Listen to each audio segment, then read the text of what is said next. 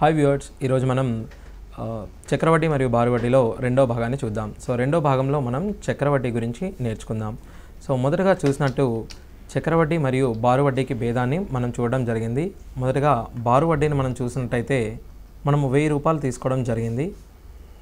So ఈ 1000 రూపాయల పైన మనము 10% వడ్డీ తీసుకున్నట్టయితే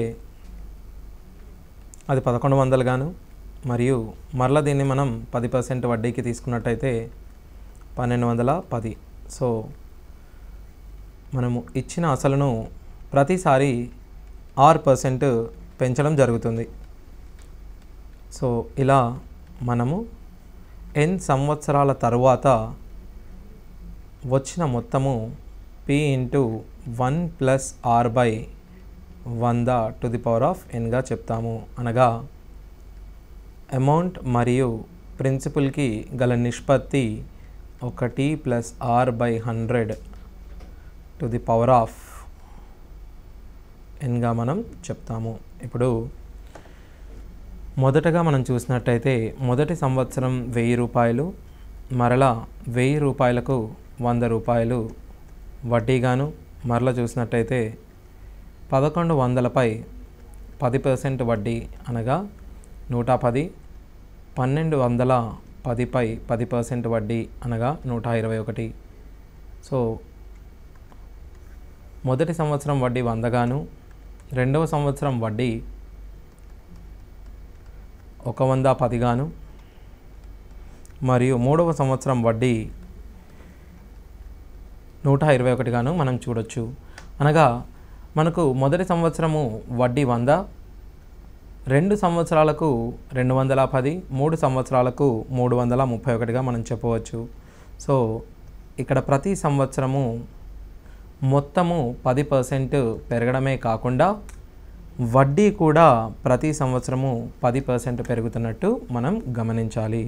సో ఇందులో అతి ముఖ్యమైన విషయము వడ్డీ మాత్రమే, అసలు మొత్తం మాత్రమే కాకుండా వడ్డీ కూడా ప్రతి సంవత్సరము ఇచ్చిన శాతం పెరుగుతుంది. సో అది మనం గమనించాల్సిన అవసరం ఉంటుంది.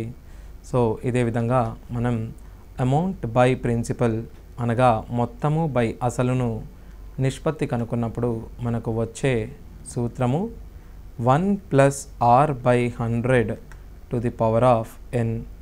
ఇక్కడ a అనగా వచ్చిన మొత్తము, p అనగా మనము పెట్టుబడి పెట్టిన అసలు, మరియు r అనగా రేట్ అనగా వడ్డీ రేటు, n అనగా మనము తీసుకున్న సంవత్సరాల సంఖ్య. ఇప్పుడు మనం చూసినట్టయితే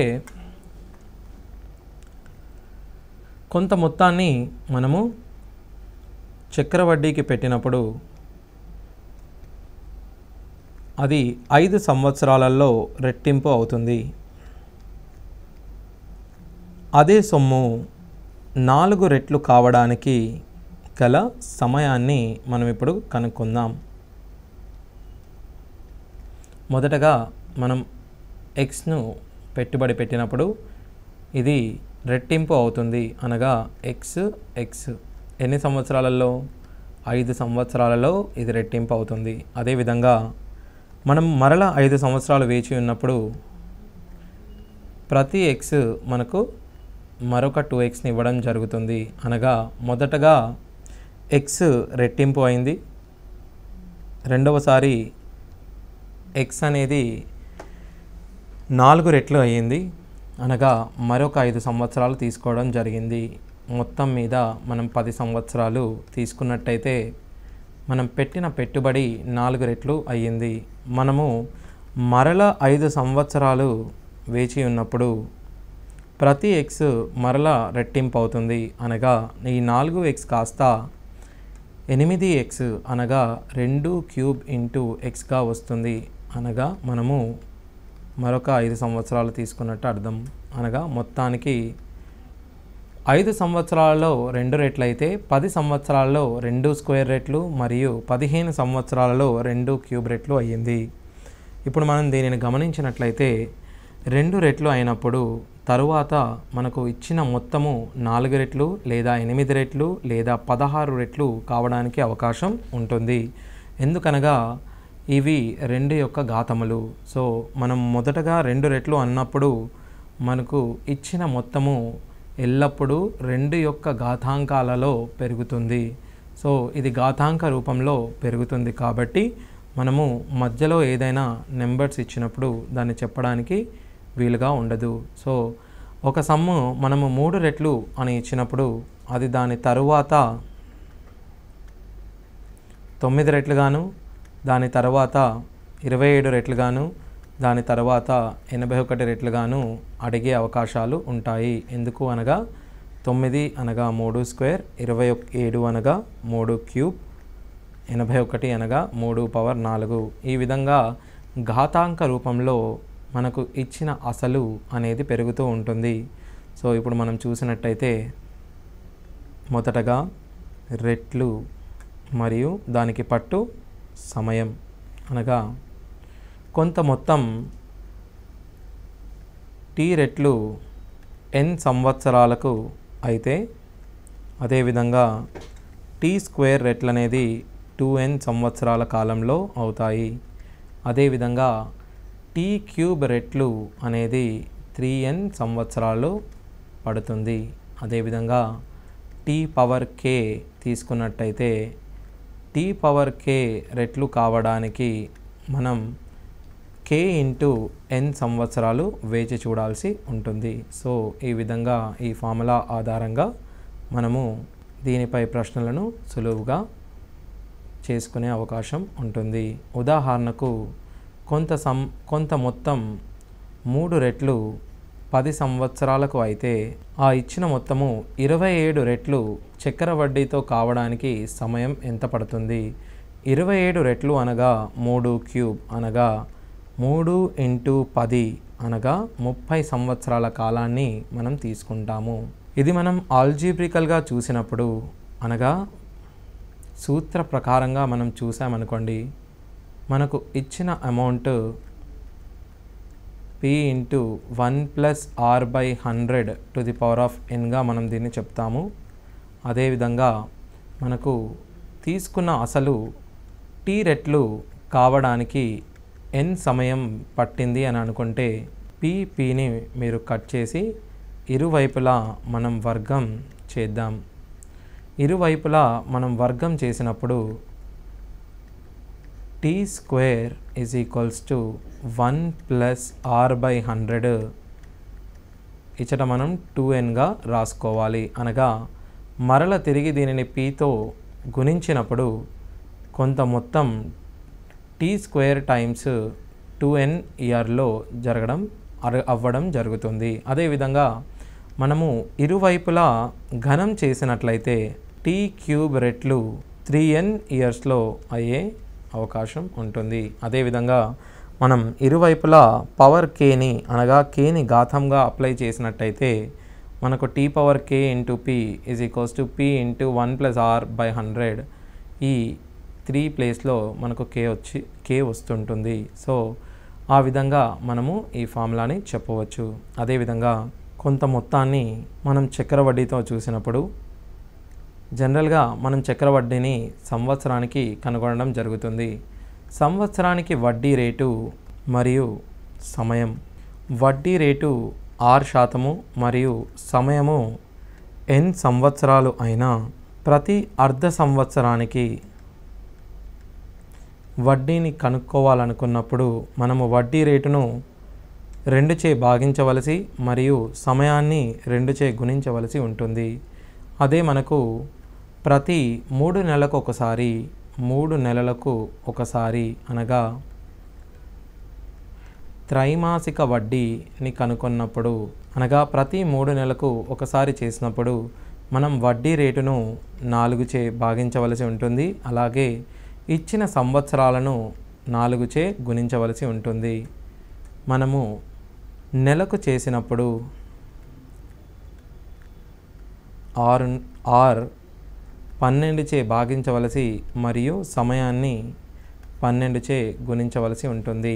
అది ఎందుకనగా సమయము n సంవత్సరాలు అనగా ఉదాహరణకు మనం 2 సంవత్సరాలు చూసుకున్నట్టయితే మనము వడ్డీని ప్రతి అర్ధ సంవత్సరం తరువాత చక్కెర వడ్డీని కనుక్కొనదలిచినప్పుడు మనము వడ్డీని ఫర్ ఎగ్జాంపుల్ ఇచ్చిన వడ్డీ శాతము 10% గాను ఇచ్చిన సంవత్సరాల కాలము 2 సంవత్సరాలుగా తీసుకుంటే మనము వడ్డీని ప్రతి అర్ధ సంవత్సరము కనుగొనదలిచిన ఈ వడ్డీ రేటును మొదటగా 2చే భాగించాలి. అనగా 10/2 5% గాను మరియు 2 × 2 2 సంవత్సరాల కాలంలో అర్ధ సంవత్సరాలను లెక్కించడానికి ఆ సంవత్సరాలను మనము 2చే గుణించవలసి ఉంటుంది. సో 2 × 2 4 అర్ధ సంవత్సరాలుగా మనం చెప్పవచ్చు.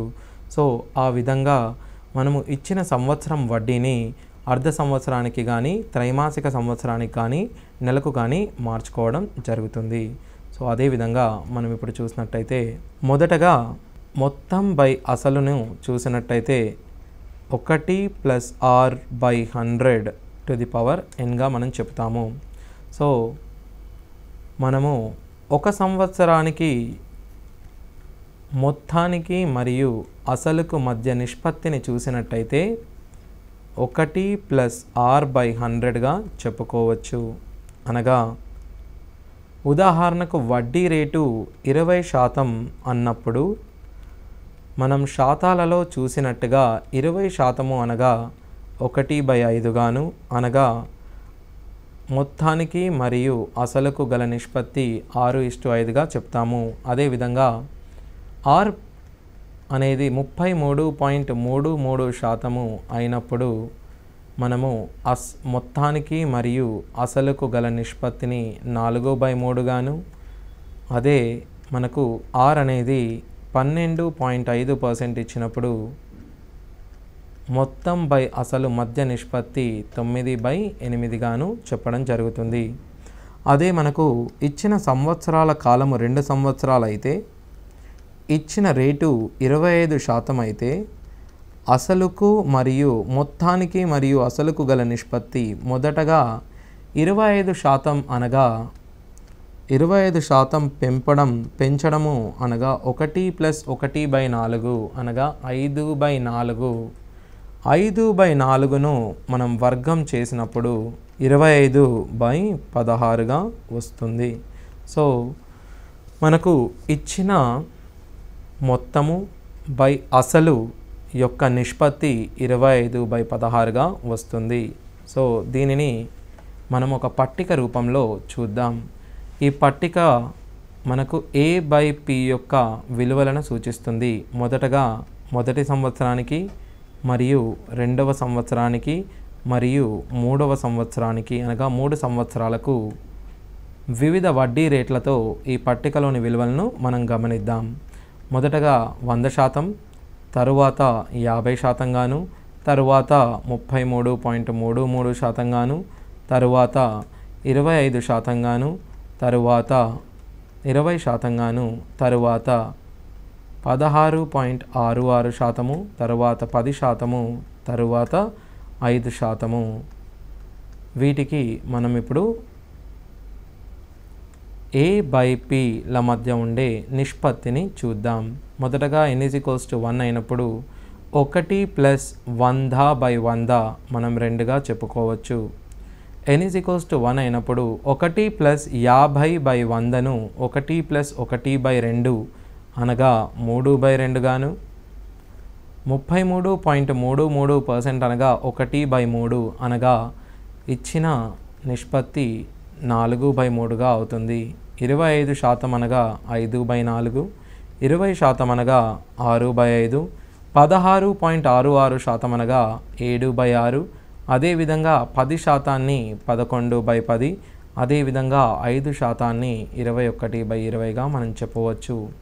ఇప్పుడు మనం 2 సంవత్సరాలకు చూసినట్టయితే ఇది 4, 3 సంవత్సరాలకు చూసినట్టయితే 8, దీనిని వర్గం చేసినట్టయితే 9/4 మరియు 27/8 గాను, అదేవిధంగా దీనిని వర్గం చేసినట్టయితే 16/9, దీనిని ఘనం చేసినట్టయితే 64/27గా మనం చెప్పవచ్చు. అదేవిధంగా 5/4 యొక్క వర్గం చేసినట్టయితే 25/16, ఇచ్చట చూసినట్టయితే 125/64గా చెప్పవచ్చు. దీన్ని వర్గం చేసినట్టయితే 36/25, ఘనం చేసినట్టయితే 216/125. అదేవిధంగా ఇచ్చట మనం వర్గం చేసినట్టయితే 49/36, 343/216. అదేవిధంగా 121/100, 1331/1000గా చెప్పవచ్చు. సో ఇదే విధంగా ఇచ్చట 441/400 మరియు 9261 అనగా 21 యొక్క ఘనము, 20 యొక్క ఘనము మనం 8000గా చెప్పవచ్చు. సో ఈ పట్టికలోని విలువల ఆధారంగా మనం చూసినట్టయితే మొదటగా ఒక ఉదాహరణ చూద్దాం. 64 రూపాయలను మనం అప్పుగా ఇచ్చినప్పుడు, ఆ రూపాయలను 25% వడ్డీతో మనం అప్పుగా ఇచ్చినప్పుడు 3 సంవత్సరాల కాలంలో ఆ రూపాయలు 125 అనగా మనకు వచ్చిన చక్ర వడ్డీ అనేది 61 రూపాయలుగా మనం గమనించవచ్చు. అదేవిధంగా మనము 32,000ను వడ్డీకి ఇచ్చినట్టయితే మనకు వచ్చిన చక్ర వడ్డీ 25% 3 సంవత్సరాల తర్వాత మనము 64 ఇచ్చినప్పుడు 61 గాను, 32 ఇచ్చినప్పుడు 30.5 అనగా 30,500 అనేది దీనికి గల చక్రవడ్డీగా మనం చెప్పవచ్చు. సో ఈ విధంగా ఈ పట్టిక ఆధారంగా మనము ఇచ్చిన అసలు మరియు వచ్చే వడ్డీ, దాని తర్వాత వచ్చే మొత్తాన్ని సులువుగా కనుగొనే అవకాశం ఉంటుంది. ఉదాహరణకు మనం కొంత మొత్తాన్ని అనగా 8,000ను 5% చక్ర వడ్డీతో 3 సంవత్సరాలకు ఇచ్చినప్పుడు మనకు వచ్చిన మొత్తాన్ని 9,261 గాను మరియు దీనిపై వచ్చిన వడ్డీని 1,261 రూపాయలుగాను చెప్తాము. సో ఈ విధంగా ఈ పట్టికను ఆధారంగా చేసుకొని మనం ఈ విలువలను సూత్రంగాను ఉపయోగించవచ్చు. సో అదేవిధంగా మనం ఇప్పుడు చక్రవడ్డీకి మరియు బారు వడ్డీకి గల భేదాన్ని చూద్దాం. చక్రవడ్డీ బారు వడ్డీ కంటే ఎక్కువగా ఉంటుంది. కావున చక్రవడ్డీ మైనస్ బారు వడ్డీని P × 1 + R/100 to the power of n minus Pని మనం చక్రవడ్డీ అని మరియు బారు వడ్డీని PNR/100గా మనం చెప్తాము. మొదటగా n = 1 అయినప్పుడు P × 1 + R/100 minus P minus PR/100గా చెప్పుకోవచ్చు. దీన్ని మనం మల్టిప్లై చేసినప్పుడు P × PR/100 మైనస్ P × PR/100గా మనం చెప్పుకోవచ్చు. P మనం కట్ చేసుకున్నప్పుడు PR/100 కూడా క్యాన్సిల్ అయినప్పుడు 0గా చెప్పుకోవచ్చు. మనం ఇంతకుముందు చూసినట్టుగా చక్రవడ్డీ మరియు బారు వడ్డీ మొదటి సంవత్సరానికి వాటి మధ్య తేడా 0గా చెప్పుకోవచ్చు. అదేవిధంగా 2 సంవత్సరాలకు చక్రవడ్డీ మరియు బారు వడ్డీలకు గల భేదాన్ని చూసినట్టయితే P × 1 + R/100 యొక్క వర్గంగా మరియు మైనస్ P మైనస్ 2PR/100గా మనం చెప్పుకోవచ్చు. దీనిని విడదీసి రాసినప్పుడు మనకు P × A + B whole square సూత్రంలో మనం ప్రతిక్షేపించినప్పుడు A² + B² అనగా R²/10,000 plus 2R/100 minus P minus 2PR/100గా మనం చెప్తాము. సో ఇచ్చట దీనిని Pతో మల్టిప్లై చేసినప్పుడు P plus PR²/10,000 plus 2PR/100 minus P minus 2PR/100. దీన్ని మనం కట్ చేసుకున్నప్పుడు మనకు వచ్చే చక్రవడ్డీ మరియు బారు వడ్డీల మధ్య భేదము 2 సంవత్సరాలకు గాను PR² 10,000గా మనం చెప్పవచ్చు. ఇది మనకు గల అతి ముఖ్యమైన సూత్రంగా మనం చెప్పవచ్చు. సో అదేవిధంగా మనము 3 సంవత్సరాలకు చూసినట్టయితే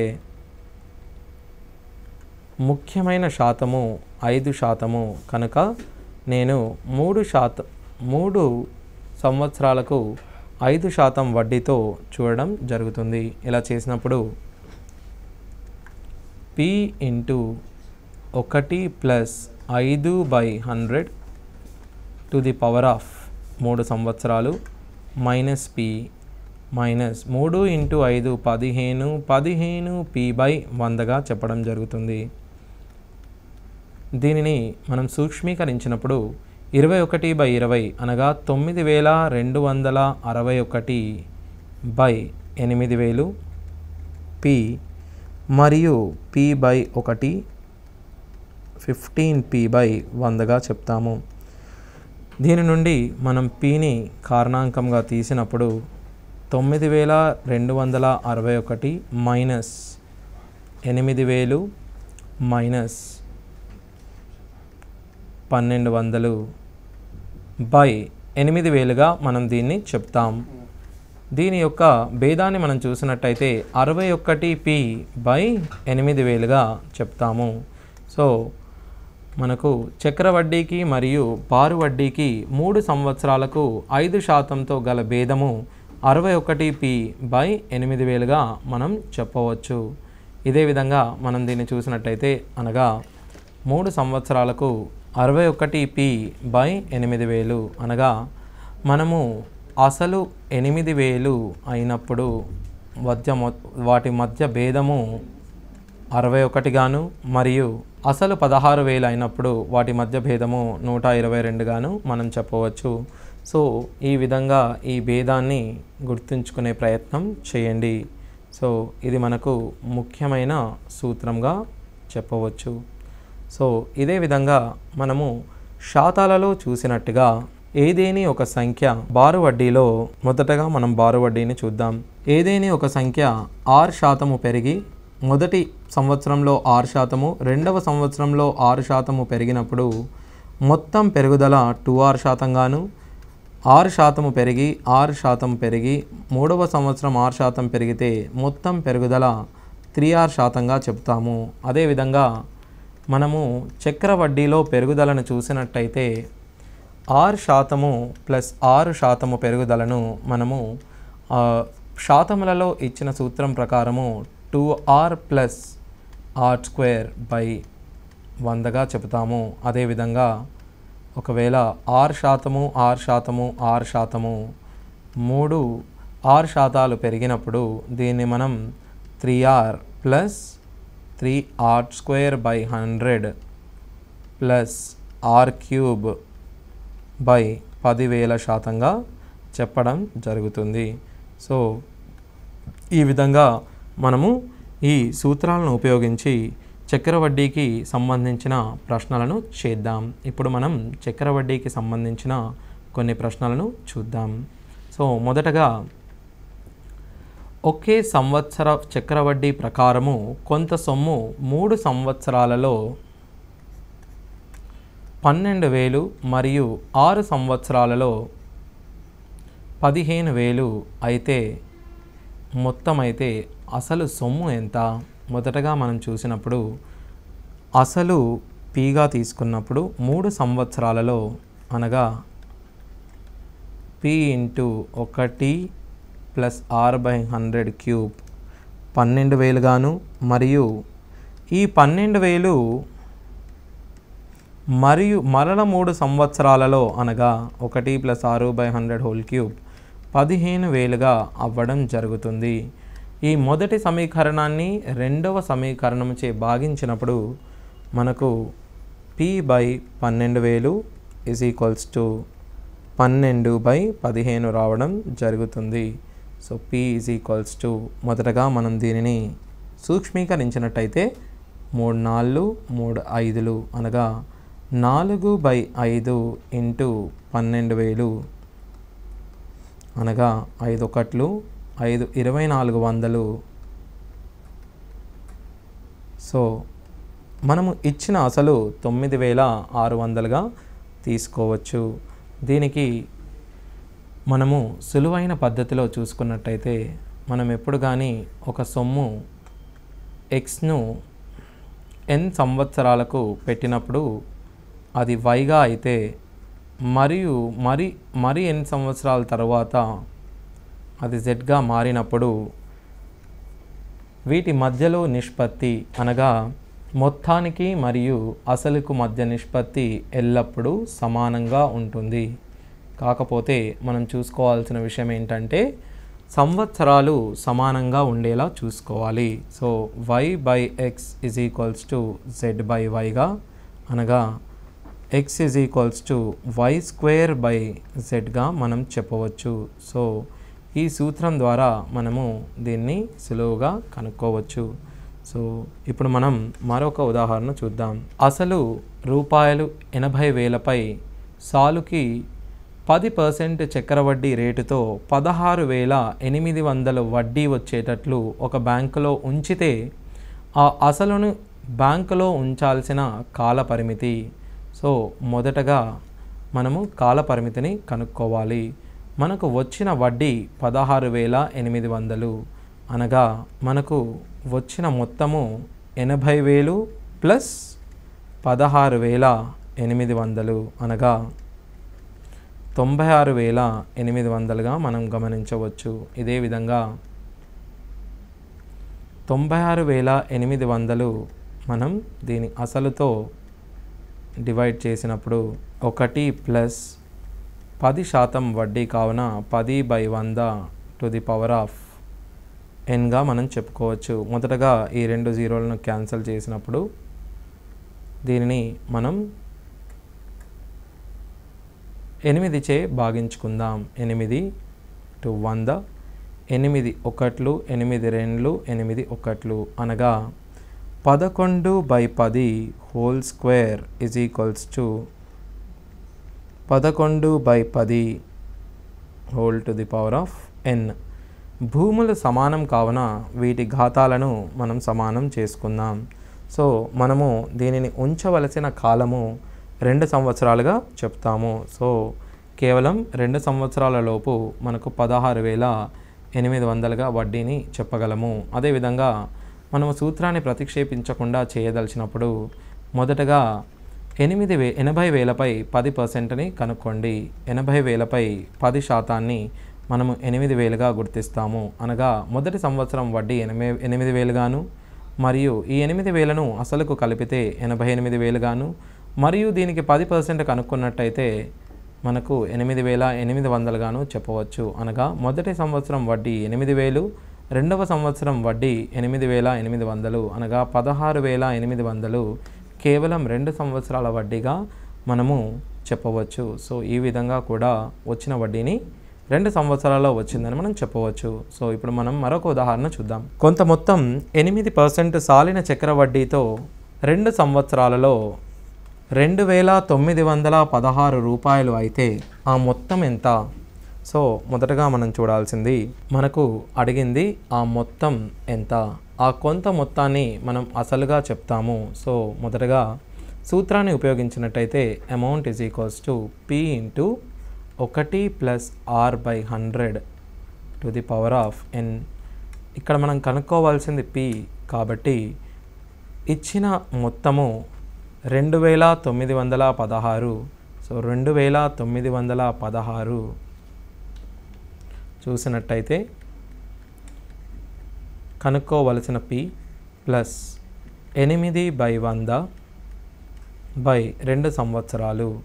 సో మొదటగా మనం చూసినట్టయితే P ఇంటూ దీన్ని మనం 27/2/25 అనగా దీన్ని మనం 27/25 స్క్వేర్గా రాసుకోవచ్చు.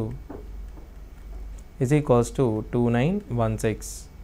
మనము సంఖ్యా వ్యవస్థలో చూసినట్టుగా 29/16 అనగా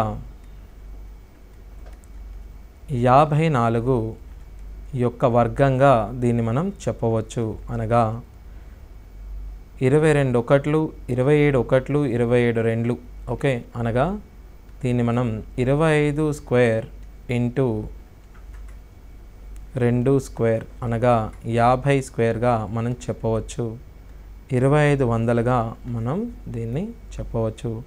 ఈ విధంగా మనము ఈ ప్రశ్నను వర్గ సంఖ్యను గుర్తించడం ద్వారా అతి సులువుగా చేసుకునే అవకాశం ఉంటుంది. మీరు వర్గ సంఖ్యను గుర్తించని ఎడల దీనిని మనం మొదటగా 27 చే లేదా 9 చే భాగించవలసి సూక్ష్మీకరించుకోవాల్సి ఉంటుంది. చివరగా మీకు వచ్చేది 4 కాబట్టి 625 ఇంటూ 4 చేసినట్టయితే మీకు 2500గా మీ జవాబు వస్తుంది. అదేవిధంగా ఇప్పుడు మరొక ప్రశ్న చూద్దాం. సాలుకు 16/2/3% చొప్పున 3 సంవత్సరాలకు కొంత సొమ్ముపై చక్రవడ్డీ 12,700 అయినది.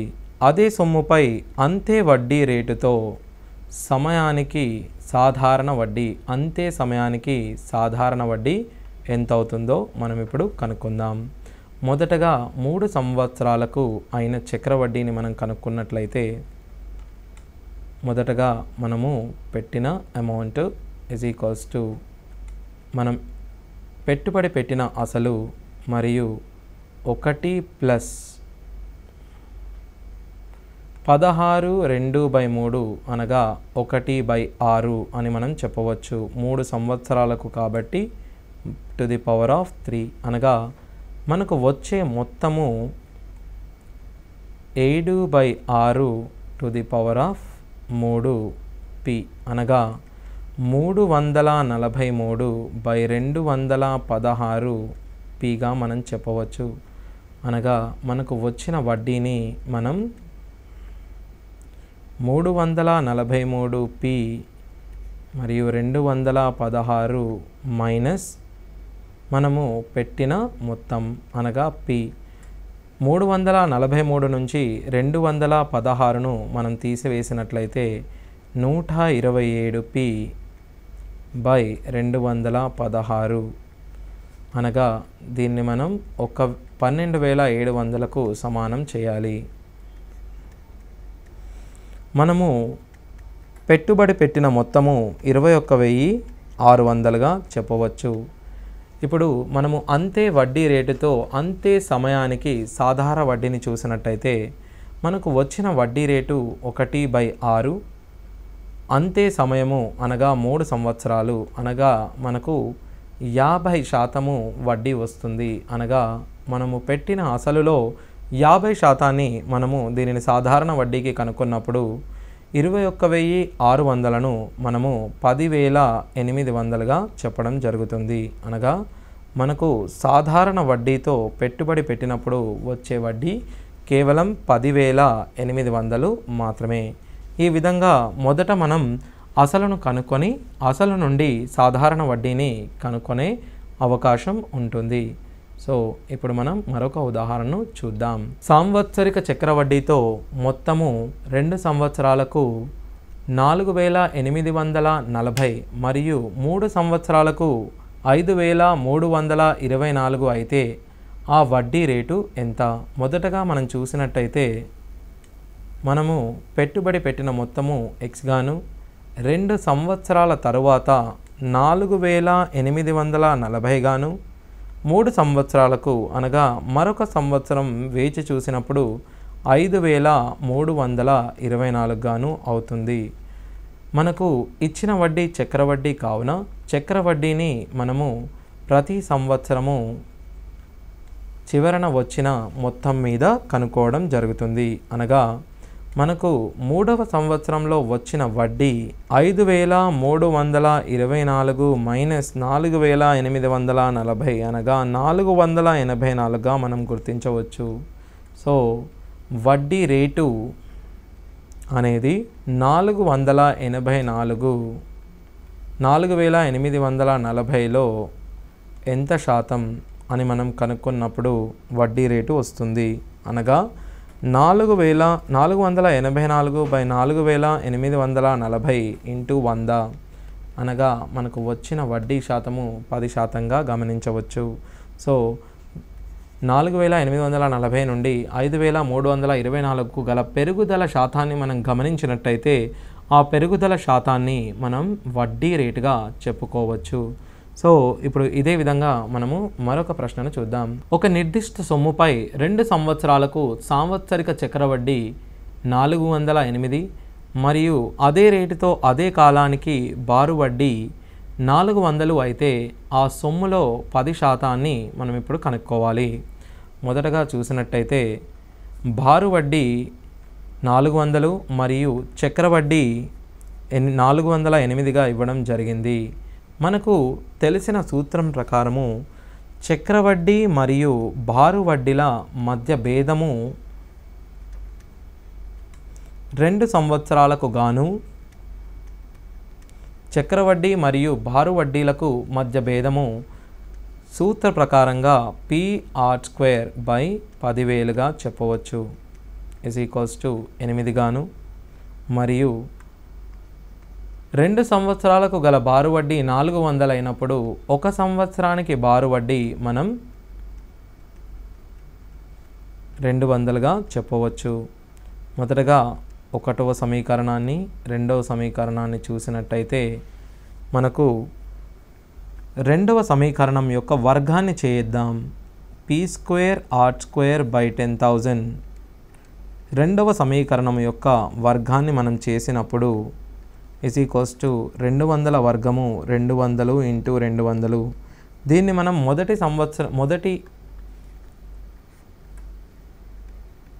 సమీకరణంతో భాగించినప్పుడు మనకు R²10,000 PP క్యాన్సిల్ అవ్వడం జరుగుతుంది. అనగా కేవలము అసలు మనకు రావడం జరుగుతుంది. దీనిని మనం 4 చే లేదా 8 చే గుణించినప్పుడు 25 × 2 5,000గా చెప్పడం జరుగుతుంది. ఈ 5,000లో 10% మనం 500 రూపాయలుగా చెప్పగలుగుతాము. సో ఈ విధంగా మనము శాతాలను వాటి యొక్క సూత్రాలను ఉపయోగించి దీన్ని కనుక్కోవడం జరిగింది. అదేవిధంగా మరొక ప్రశ్నను చూద్దాం. ఒక సొమ్ము 6 సంవత్సరాలకు చక్రవడ్డీతో 3 రెట్లు అవుతుంది. ఆ సొమ్ము 9 రెట్లు కావడానికి పట్టు సంవత్సరాల సంఖ్య. మనం చూసుకున్న సూత్రం ప్రకారం చూసినట్లయితే టీ రెట్లు కావడానికి n సంవత్సరాల కాలం పడితే T² రెట్లు కావడానికి 2n సంవత్సరాల కాలం పడుతుందని మనం చూసాము. అదేవిధంగా మనం చూసినట్టయితే 6 సంవత్సరాలకు 3 రెట్లు అవుతుంది. అనగా 3 రెట్లు కావడానికి 6 సంవత్సరాల కాలాన్ని మనం తీసుకున్నట్టయితే 3² అనగా 9 రెట్లు కావడానికి మనం తీసుకునే సమయము 2 × 6 12 సంవత్సరాలుగా మనం చెప్పవచ్చు. మొదటి సంవత్సరం 4%, రెండవ సంవత్సరం 5%, మూడవ సంవత్సరం 6% వడ్డీ రేట్లతో 3 సంవత్సరాలకు 25,000పై అయ్యే చక్రవడ్డీని ఇప్పుడు మనం కనుక్కుందాం. సో కేవలము మనం కనుక్కోవలసినది 3 సంవత్సరాలకు దీనిపై సుమారుగా అయ్యే చక్రవడ్డీని మనం కనుక్కోవలసి ఉంటుంది. మొదటగా మనం చూసినట్లయితే మొదటిగా 4% మరియు 5% మరియు 6% వడ్డీలు ఉన్నాయి. ఒక సంఖ్యను x% మరియు y% మరియు z% పెంచినట్లయితే దానిలోని మొత్తం పెరుగుదలను x + y + z plus xy + yz + zx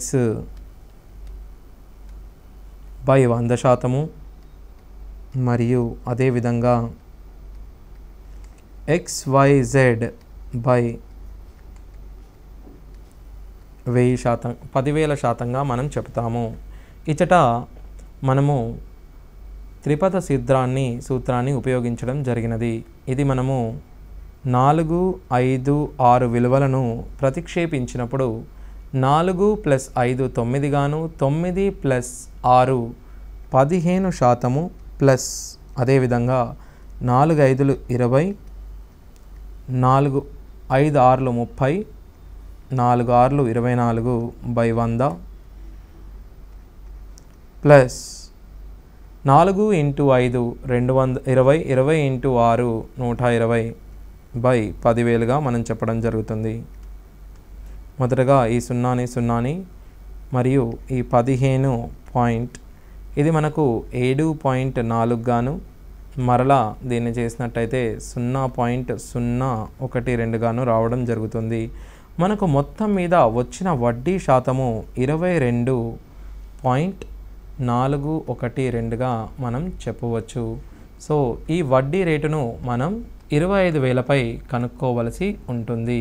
25,000ను మనము 10,000/4గా తీసుకోవచ్చు ఇంటూ 22.412/100 అనగా మొదట ఈ 3 పాయింట్లను తీసివేసినట్లయితే 3 జీరోలు మరియు 3 పాయింట్లు మరియు 4 ఎక్కంలో మనము దీన్ని కట్ చేసుకున్నట్టయితే 4 5లు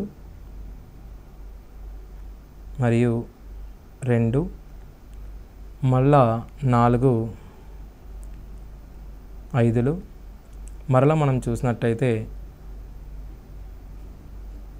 4 8లు 4 3లుగా చెప్పవచ్చు. సో మనకు వచ్చే మొత్తం వడ్డీని 5. ఇప్పుడు మనము మరొక ఉదాహరణ చూద్దాం. మొదటి సంవత్సరం 4%, రెండవ సంవత్సరం 5%, మూడవ సంవత్సరం 6% వడ్డీ రేటుతో 3 సంవత్సరాలకు రూపాయలు 25,000పై అయ్యే చక్ర వడ్డీ రూపాలలో ఎంత అని అడుగుతున్నాడు. ఇక్కడ మనం చూసినట్టయితే మొదటి సంవత్సరానికి వడ్డీ రేటు మరియు రెండవ సంవత్సరానికి వడ్డీ రేటు, మూడవ సంవత్సరానికి వడ్డీ రేటు భేదంగా ఉన్నాయి. సో ఇప్పుడు మనం చూసినట్టయితే మనకు వచ్చే మొత్తం అనేది ఇచ్చిన అసలు పైన మొదటి సంవత్సరం వడ్డీ మనం R1గా తీసుకున్నట్టయితే మొదటగా మనం దీనిని R1% పెంచవలసి ఉంటుంది. తరువాత మనం దీనిని R2% పెంచవలసి ఉంటుంది. తరువాత దీన్ని మనం R3% పెంచవలసి ఉంటుంది. సో ఇలా చేసినప్పుడు మనం R1, R2, R3 స్థానాలలో 4, 5, 6లను ప్రతిక్షేపించుకుందాం. మనం ఇచ్చిన మొత్తం సొమ్ము 25,000.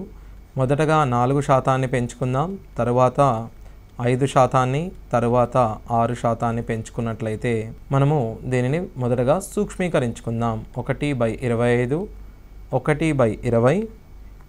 3/50 అనగా 25,000 ఇంటూ 26/25 మరియు 21/20 మరియు 53/50. 50 ఇంటూ 20 1000 గాను 25 ఒకట్లు 25 ఒకట్లుగా చెప్తాము.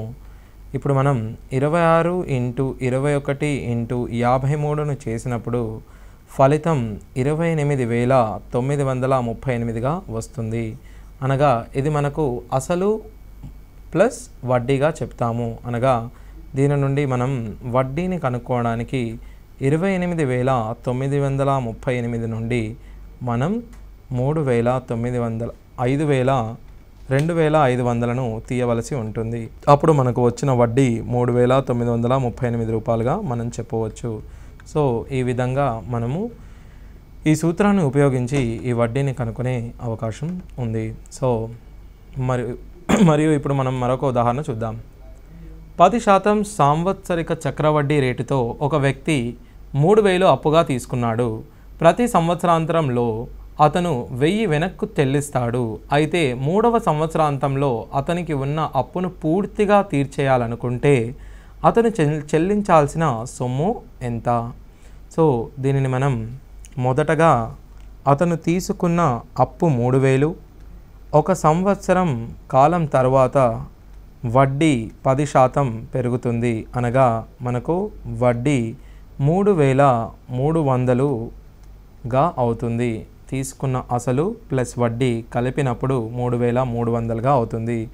దీనిలో నుంచి మనం 1,000 రూపాయలు వెనక్కు చెల్లించినట్లయితే మనకు అసలు 2,300గా మారుతుంది. మరల దీనిని 10% పెంచినట్లయితే 2300పై 10% మనము 230గా చెప్పవచ్చు. అనగా 2530 రూపాయలుగా చెప్పవచ్చు.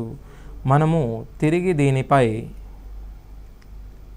1000 రూపాయలు తిరిగి చెల్లించినప్పుడు మనకు వచ్చే ప్రిన్సిపల్ 1530గా చెప్పవచ్చు. ఇప్పుడు మరల దీనిని మనం 10%గా పెంచినట్టయితే 153 రూపాయలు పెంచినట్టయితే 1683 రూపాయలు 3వ సంవత్సరం చివరకు మనం చెల్లించాల్సి ఉంటుంది. సో మొత్తానికి మనం 3 సంవత్సరాల తర్వాత చెల్లించాల్సిన అప్పు 1683గా చెప్పవచ్చు. సో ఈ విధంగా ప్రతి సంవత్సరం 1000 రూపాయలు వెనక్కు ఇస్తూ మరియు 10% దాన్ని పెంచుకోవలసి ఉంటుంది. 5% సంవత్సరిక చక్రవడ్డీతో 8000 రూపాయల మొత్తం 9261 కావడానికి పట్టు కాలము. సో మొదటగా మనం చూసినట్టయితే మనకు అసలు మరియు మొత్తం ఇవ్వడం జరిగింది. మనకు ఇచ్చిన సూత్ర ప్రకారము A/P = 1 + R/100⁵ మనం చెప్పుకోవచ్చు. సో ఇప్పుడు మనం చూసినట్టయితే ఇచ్చిన అమౌంట్ 9261 మరియు ఇచ్చిన అసలు 8000, సంవత్సరక వడ్డీ 5% కావున 1 + 5/100ను మనము 1/20 ఇచ్చట మనం nగా తీసుకోవడం జరుగుతుంది. అన్నప్పుడు 21/20 హోల్ క్యూబ్ = 21/20 n. మనకు భూములు సమానమైనప్పుడు ఘాతాలను సమానం చేసుకోవచ్చు. అనగా n = 3గా వస్తుంది. అనగా మనకు 3 సంవత్సరాల కాలం పడుతుంది. సో మనము ఇంతకుముందు డిస్కస్ చేసుకున్న పట్టికను చూసినట్టయితే మనకు వడ్డీ 5% కావున 3 సంవత్సరాలు సమయం పడుతుందని డైరెక్ట్గా మనం చెప్పే అవకాశం ఉంటుంది. సో ఆ పట్టికను మీరు క్షుణ్ణంగా చదవండి. ఇప్పుడు మనం మరొక ప్రశ్నను చూద్దాం. సంవత్సరానికి 4% చక్రవడ్డీ చొప్పున 7 సంవత్సరాల చివరన A యొక్క వాటా మరియు 9 సంవత్సరాల చివరన B యొక్క వాటాకి సమానం అయ్యేటట్లు రూపాయలు 3903ను A మరియు B మధ్య పంచినప్పుడు అప్పుడు B యొక్క వాటా ఎంత? మనము A, Bల మధ్య 3903 రూపాయలను పంచడం జరుగుతుంది. సో ఆ పంచేది విధానము చూసినట్లయితే సంవత్సరానికి 4% చక్రవడ్డీ చొప్పున 7 సంవత్సరాల చివరన A యొక్క వాటా మనకు A × 1 + 4/100⁷ గాను మరియు 9 సంవత్సరాల చివరన అనగా B × 1 + 4/100⁹.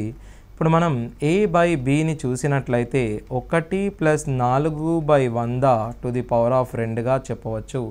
ఎందుకనగా పవర్ 7 పవర్ 9ని క్యాన్సిల్ చేసినట్లయితే దీన్ని సూక్ష్మీకరించినట్లయితే మనకు మిగిలేది 1 + 4/100⁴. 1/4/100ను మనము 26/25² అనగా 676/625గా చెప్పవచ్చు. సో మనకు కావలసిన వాటా B యొక్క వాటా అనగా 625 దీనిని మనం జత చేసినట్లయితే మనకు 1301 రూపాయి వస్తుంది. ఇంటూ మొత్తం వాటా 3903 రూపాయలు అనగా 1 3 625 × 3 చేసినట్టయితే 1885గా మనం చెప్పవచ్చు. సో ఈ విధంగా మనం B యొక్క వాటా కనుక్కుంటాము. అదేవిధంగా మనం మరొక ప్రశ్నను చూద్దాం. కొంత సొమ్ము చక్రవడ్డీపై 2 సంవత్సరాలలో 4840 మరియు 3 సంవత్సరాలలో 5324 పెరుగుతుంటే వడ్డీ శాతం ఇక్కడ మనం ముందుగా గమనించినట్టు 4,484 రూపాయలు పెరుగుతుంది అనగా మనకు వడ్డీ శాతము 10%గా చెప్పవచ్చు. మరియు ఇప్పుడు మనం మరొక ప్రశ్నను చూద్దాం. ఏ అనే వ్యక్తి 6,000కు 5% సాలిన వడ్డీ రేటుతో బారు వడ్డీ కొరకు డిపాజిట్ చేశాడు. బి అనే వ్యక్తి 5,000ను 8% సాలిన వడ్డీ రేటుతో చక్ర వడ్డీకి డిపాజిట్ చేశాడు. 2 సంవత్సరాల తర్వాత వారికి వచ్చే వడ్డీలలో తేడా ఎంత ఉంటుంది? సో మొదటగా మనం చూసినట్టయితే 5% సాలిన వడ్డీ రేటుతో బారు వడ్డీ కొరకు డిపాజిట్ చేశాడు. సో ఇక్కడ 8% సాలిన వడ్డీ రేటుతో చక్ర వడ్డీకి డిపాజిట్ చేశాడు. మనకు కావలసినది 2 సంవత్సరాల తర్వాత అనగా 5 × 2 బారు వడ్డీకి 10% అనగా 10% 6,000లో చూసినట్టయితే 600 రూపాయలు గాను, మరియు 50,000పై 8% అనగా 8% ప్లస్ 8% మనం చేసినట్లయితే 16.64%, 16.64/100 ఇంటూ 5,000గా మనం చెప్పవచ్చు. 0ని మనం కట్ చేస్తే 166.4 ఇంటూ 5ను మనం చేయవచ్చు. దీన్ని మనం 2చే గుణించి భాగించినట్లయితే 832గా చెప్పవచ్చు. సో మనకు వచ్చే వడ్డీ 832గా మనం చెప్పవచ్చు. సో ఈ 2 వడ్డీల మధ్యల భేదాన్ని మనం గమనించినట్లయితే 232 రూపాయలుగా మనం దీన్ని చెప్పవచ్చు. సో అలాగే చివరిగా మరొక ప్రశ్న చూద్దాం. కొంత సొమ్ముపై సాలుకు 10% చొప్పున 2 సంవత్సరాలకు చక్ర వడ్డీ మరియు సాధారణ వడ్డీల మధ్య భేదము 631. ఆ మొత్తం సొమ్ము మనం చూసినట్టుగా సూత్రం ఆధారంగా P/R²/10,000 = 631. సో ఇచ్చిన శాతము 10% కావున 100/10,000 తీసుకున్నట్లయితే 631. 2 సున్నాలను కట్ చేసినప్పుడు మనకు 63,100 రూపాయలుగా అసలు వస్తుంది. సో ఈ విధంగా ఇచ్చిన ప్రశ్నలకు అప్లై చేయడం ద్వారా మనకు ప్రశ్నలను సులువుగా చేసుకునే అవకాశం ఉంటుంది. సో ఇచ్చిన ప్రశ్నలను క్షుణ్ణంగా పరిశీలించగలని కోరుతున్నాను. So thank you.